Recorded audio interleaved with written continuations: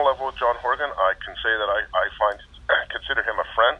I think he's an outstanding premier. I think he understands what people want. I think he's motivated for the right reasons, and I say that I didn't know that until I got to know him, and I'm very pleased actually with our relationship, and I think it's going forward. It's in a good place. We don't agree on everything. There's some things we're continuing to push, like ride hailing.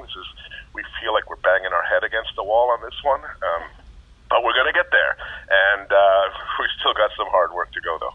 Will we get there in 2019? Well, that would be our goal. I mean, again, on the ride-hailing file, when I was in the ledge by myself, I introduced private members' bills a couple of times, and then I did again last year. We got out of all that a legislative committee that advised government on a legislative framework, which was announced. We looked at that. We went, hang on here.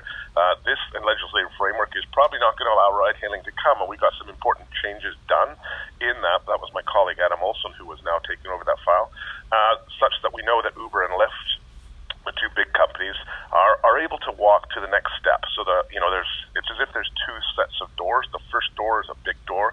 We had to ensure that they could actually get through that door. They are through that door.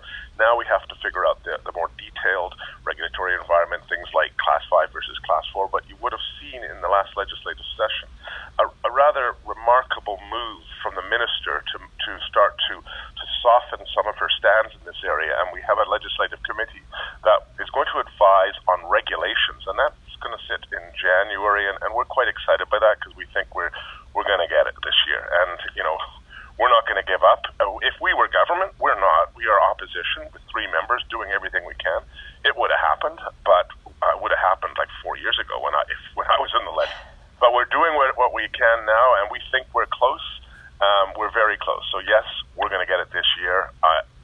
When I say this year, 2019, it just has to happen. And I think the companies are a little more, if you've been listening to the radio advertisements in around Vancouver, you're starting to see that Uber is advertising.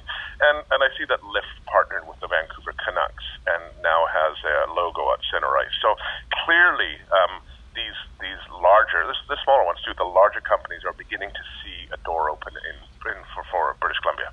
Yes, they're here. They're just not quite yet on the roads. Yes, but